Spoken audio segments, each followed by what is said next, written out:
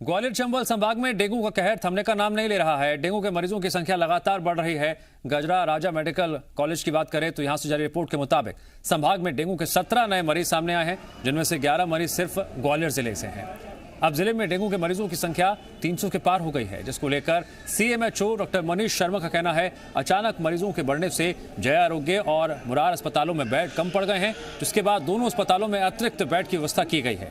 जिले में डेंगू पर रोक लगाने के लिए सर्वे और लार्वा नष्ट करने का काम लगातार जारी है। नर्सिंग कॉलेज के छात्रों को सर्वे का काम दिया गया है। भोपाल से 4 टीमें और मांगी गई हैं। काम प्रभावी तरीके से जारी है।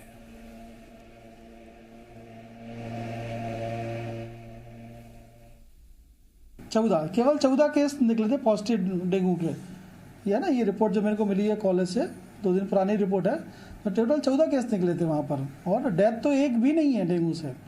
तो ये बिल्कुल एक सच्ची बात है, और ऐसे उसके हिसाब से सरकार भी बिल्कुल सजग है। हम लोग सब टीम कलेक्टर साहब के निर्देशानुसार हम लोग कार्रवाई कर रहे हैं और बिल्कुल जल्दी इसको नियंत्रण में ला लेंगे इसको।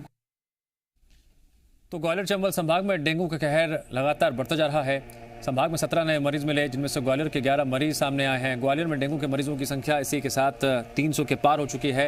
जगह जगह फॉगिंग भी की जा रही है। लार्वा नष्ट करने के लिए टीम भी गठित की गई है।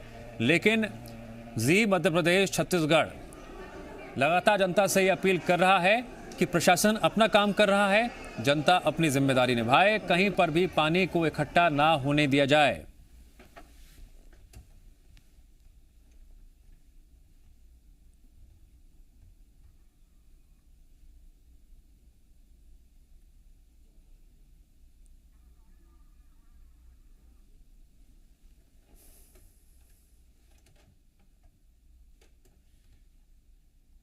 तो मध्य प्रदेश में जिस तरह से डेंगू कहर लगातार बढ़ रहा है, उसके मद्देनजर जगह जगह जो स्थितियां हैं, क्या इंतजाम किए जा रहे हैं, किस तरह से टीम गठित जो की गई हैं वो किस तरह से अपना काम कर रही हैं, हमारे सहयोगी लगातार इस वक्त जुड़ेंगे और सिलसिलेवार तरीके से शहरों की स्थिति बताएंगे, जिलों की स्थिति बताएंगे।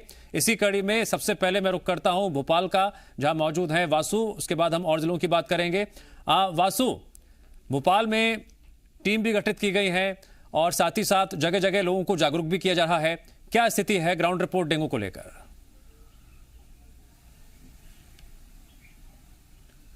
बिल्कुल दिव्यांश, देखिए बीते दिनों की अगर बात की जाए तो डेंगू के जो केसेस हैं लगातार राजधानी भोपाल में बढ़े हैं। इसको लेकर अब जिला प्रशासन सतर्क है। स्वास्थ्य विभाग को इस बात की जिम्मेदारी दी गई है कि डेंगू का जो लार्वा है वो पूरे शहर से, पूरे जिले से और खासतौर पर ग्रामीण स्तर पर भी टीम्स को भेजा जाए और वहां पर इस लार्वा को नष्ट किया जाए ताकि लार्वा और ज्यादा न बढ़े। इसके लिए स्वास्थ्य विभाग ने 44 टीमों का गठन कर दिया है। 44 टीमें अलग अलग शहर के अलग अलग इलाकों को चिन्हित कर रही है। सबसे ज्यादा सेंसिटिव इलाकों को चिन्हित किया जा रहा है और इसके लिए इस बात को भी नोटिस किया जा रहा है कि बीते 2 से 3 साल सामने आए थे, उनमें लार्वा सबसे ज्यादा किस जगह पर, किस एरिया में मिला था, उन एरियाज को चिन्हित किया जा रहा है।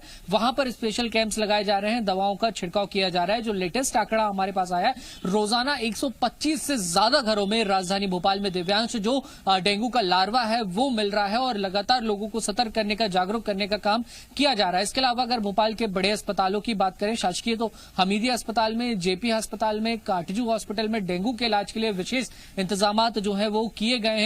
जो एंटीबायोटिक्स हैं या जो अन्य दवाएं हैं जिनकी जरूरत होती है डेंगू के इलाज के लिए, उनको भरपूर मात्रा में उनका जो स्टोरेज है वो सुनिश्चित किया जा रहा है। आइसोलेशन वार्ड्स भी अस्पतालों में क्रिएट करे जा रहे हैं ताकि डेंगू के जो मरीज हैं उनको अन्य मरीजों से पृथक रख के उनका इलाज किया जा सके। लोगों को लगातार प्लेटलेट्स डोनेशन के लिए मोटिवेट किया जा रहा है, क्योंकि अगर ऐसी स्थिति बनती है कि मरीज की बहुत ज्यादा प्लेटलेट्स डाउन हो जाती है तो उनको जरूरत पड़ने पर प्लेटलेट्स और ब्लड जो है वो उपलब्ध कराया जा सके। तो ये तमाम जो ग्वालियर को रुक करते हैं, जब मौजूद है मेरे सहयोगी शैलेंद्र। ग्वालियर में भी लगातार अब डेंगू के मरीज सामने आ रहे हैं। क्या वजह है कि यहां पर डेंगू काबू में नहीं आ पा रहा है? देखिए, सबसे बड़ी वजह तो यहाँ पर लगातार जो रुक रुक कर बारिश हो रही थी वो सबसे बड़ा कारण था, क्योंकि लगातार जब बारिश होती है तो जल भराव की स्थितियां कई इलाकों में निर्मित हो रही थी। हालांकि कुछ इलाके वो हैं जो पिछले 2-3 साल से हम देखें लगातार हॉटस्पॉट बन रहे हैं, और लेकिन उस तरफ कहीं ना कहीं स्वास्थ्य विभाग को जितनी मुस्तैदी या सतर्कता के साथ काम करना चाहिए था उतनी सतर्कता से उन इलाकों में काम नहीं हुआ। यही कारण है कि चाहे पिंटू पार्क इलाके की बात करूँ, दीनदयाल नगर की बात करूँ या फिर विनय नगर की बात करूँ, ये वो इलाके हैं जहाँ पिछले 2-3 साल से लगातार सबसे अधिक डेंगू के मरीज इन इलाकों से निकल कर आते हैं।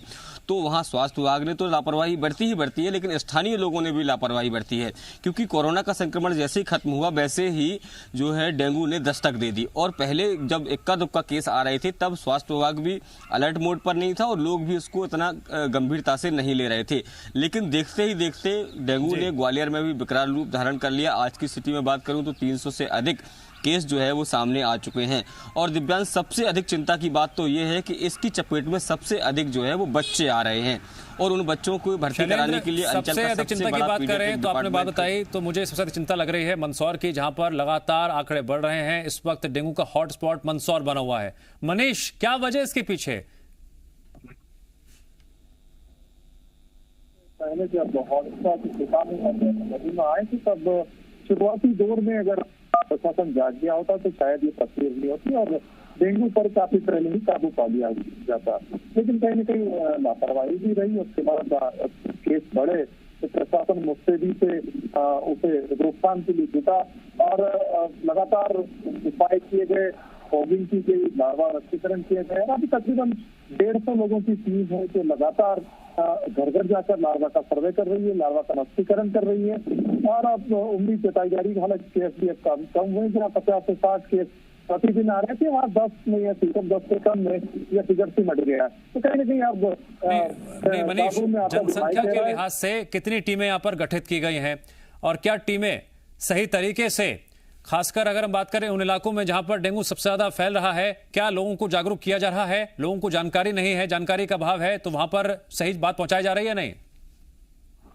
बिल्कुल, पूरी टीम मुस्तैद है और जो आंगनबाड़ी कार्यकर्ता है जगह जगह हर गांव में उनसे भी मदद ली जा रही है और जितने सामाजिक कार्यकर्ता है सामाजिक कार्यकर्ताओं से भी मदद ली जा रही है। जिस तरह से कोरोना से बचाव के लिए अभियान चलाया गया था उसकी तर्ज पर अब कहीं न कहीं प्रशासन मुस्तैदी के साथ जुटा हुआ है और उम्मीद जताई जा रही है कि जल्द इससे काबू पा लिया जाएगा। ठीक है, अब जरा हम रतलाम की बात कर लेते हैं जहां चंद्रशेखर मौजूद हैं। चंद्रशेखर, रतलाम के क्या स्थिति है, क्या अपडेट है? आंकड़ों की बात करें डेंगू के मरीजों की और साथ ही साथ कितनी टीम यहाँ पर गठित की गई है? देखिए, मैं बता दूं कि रतलाम में जो स्थिति है वो सरकारी आंकड़ों के हिसाब से काफी अन्य जिलों से कम जरूर है, लेकिन यहाँ पर जो है चिंता की बात ये है कि जिस तरीके से बच्चों में अब जो बीमारी बढ़ रही है और हॉस्पिटल में जो बच्चों के अस्पताल में जो स्थिति देखने को मिल रही है वो काफी चिंताजनक है, क्योंकि यहाँ पर बच्चों को बेड की बिल्कुल व्यवस्था नहीं मिल पा रही है और जो बरामदे हैं वहां पर जो है इनका इलाज शुरू किया गया है और बरामदे में इलाज चल रहा है। इसके अलावा जो एक बड़ी समस्या यहाँ पर विकट कभी भी सामने आ सकती है वो ये है कि स्वास्थ्य जो है जिला का, उनके पास में जो है ब्लड कंपोनेंट मशीन जो है जिससे प्लेटलेट्स को निकाला जाता है और डेंगू मरीज के लिए वो उपयोग में ली जाती है, तो उसकी जो मशीन है वो यहाँ पर 2016 से है लेकिन अभी तक शुरू नहीं हो पाई है। इसके लिए प्रयास करने की बात आज भी कही जा रही है। जो एक संस्था है मानव सेवा समिति, उसके द्वारा जो है प्लेटलेट की व्यवस्था की जा रही है। तो ऐसे में अब चिंता की बात यह है कि यदि मरीज की संख्या अगर बढ़ी डेंगू की और प्लेटलेट्स की आवश्यकता यदि बढ़ी तो कहीं ना कहीं ये गंभीर चिंता का विषय है कि यदि स्वास्थ्य विभाग के पास इस तरह की मशीन जो है होते हुए भी बंद है और इतने सालों से बंद है तो ये बड़ी लापरवाही है, इसको जल्द से जल्द सुधारा जाना चाहिए। इसके अलावा जो है मरीजों की संख्या बढ़ती जा रही है, जो ग्रामीण इलाके हैं वहीं बढ़ती जा रही है। प्रशासन जो है लगातार कोशिश कर रहा है, फॉगिंग मशीन जो है वो लगाई जा रही है, दवाई का छिड़काव है जो वो किया जा रहा है। इसके अलावा जो लार्वा खाने वाली जो मछलियां हैं वो तालाबों में और बड़े स्थानों पर जो है जहाँ पानी का जमाव है वहाँ डाली जा रही है। तो तमाम तरीके के प्रयास जरूर किए जा रहे हैं, लेकिन कुछ जो सावधानियां हैं वो प्रशासन को ध्यान रखना होगा ताकि जो आगे गंभीर स्थिति न बने। ठीक है, बात करते हैं इंदौर की, जहां मौजूद है मेरे सहयोगी अंशुल मुकाती। अंशुल, डेंगू के मरीजों को इलाज के किस तरह से मिल पा रहा है?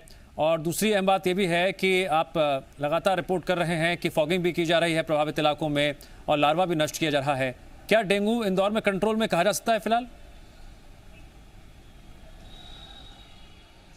जी बिल्कुल दिव्यांश, आपको बता दूं कि इंदौर में डेंगू कंट्रोल में है, यह कहना अभी नाकाफी होगा क्योंकि लगातार मरीजों की संख्या जो है वो लगातार बढ़ रही है और दिन प्रतिदिन इंदौर के नए नए इलाकों से मरीज जो हैं वो निकलकर सामने आ रहे हैं। लगभग 466 जो है इंदौर में कुल डेंगू के मरीजों की संख्या जा पहुंची है और इसमें कहीं ना कहीं कारण जो है मुख्य वो यही है कि एक तो जागरूकता की कमी है और दूसरे स्वास्थ्य विभाग के पास अमले की कमी है। कहीं ना कहीं शहर में लगातार जो रुक रुक कर बारिश हो रही है उससे जल जमाव की स्थिति बन रही है। घर के आसपास जो बर्तन पड़े रहते हैं, चाहे वो पक्षियों को पानी पिलाने के लिए हो या पशुओं को पानी पिलाने रखे हों या फिर टायर रखे हों, उसमें पानी जमता है और वहीं पर डेंगू का लार्वा पनपता है। और जागरूकता की कमी के कारण यह डेंगू का लार्वा जो है वहां पर मरीजों की संख्या को बढ़ा देता है। हालांकि स्वास्थ्य विभाग की टीम के द्वारा लगातार सर्वे किया जा रहा है, ऐसे जगहों का सर्वे किया जा रहा है जहां से ये लार्वा मिल रहा है। और अब तो चालानी कार्रवाई भी जो है यहाँ पर शुरू कर दी गई है कि यदि कहीं पर डेंगू का लार्वा मिलता है तो वहाँ पर चालानी कार्रवाई की जाएगी और वहाँ से स्पॉट फाइन भी वसूला जाएगा। लेकिन कहीं ना कहीं जागरूक अब जो है इंदौर की जनता को होना पड़ेगा। जिस तरह से स्वच्छता में इंदौर की जनता जागरूक हुई और इंदौर को पूरी तरह से साफ किया, उसके बाद अब डेंगू को शहर से साफ करने की बारी है और इसके लिए भी जागरूक होने के बाद ही शहर से डेंगू को समाप्त जो है किया जा सकता है। स्वास्थ्य विभाग की 14 टीमें शहर के अलग अलग इलाकों में काम कर रही है, लेकिन कहीं ना कहीं अब टीमों को बढ़ाने की भी आवश्यकता है क्योंकि इसमें कई ऐसे इलाके निकल आए हैं जो कि शहर के अलग अलग हिस्सों में मौजूद हैं और वहां पर यदि लगातार मरीज सामने आते रहते हैं तो ये एक बड़ी समस्या जो है वो पैदा कर सकते हैं। हालांकि मरीजों के समुचित इलाज के लिए स्वास्थ्य विभाग के द्वारा, प्रशासन के द्वारा तैयारियां की गई हैं और इंदौर में आसपास के जिलों से भी जो मरीज आ रहे हैं ठीक है अंशुल, मुद्दे की बात यह है कि अगर मरीज इसी तरह से लगातार बढ़ते गए तो अस्पताल पर दबाव पड़ेगा और कई जगहों पर यह दबाव पड़ भी रहा है। नतीजा यह है कि जितनी क्षमता अस्पताल की है उससे ज्यादा मरीज वहां पर भर्ती हैं। इसीलिए मैं लगातार ये निवेदन भी करता हूं, अपील भी करता हूं मध्य प्रदेश की जनता से कि सबसे पहले जनता को अलर्ट रहने की जरूरत है, जागरूक रहने की जरूरत है। जीएमपीसीजी पर हम लगातार बताते हैं कि डेंगू के लार्वा को नष्ट करने के लिए आपको क्या क्या कदम उठाने हैं।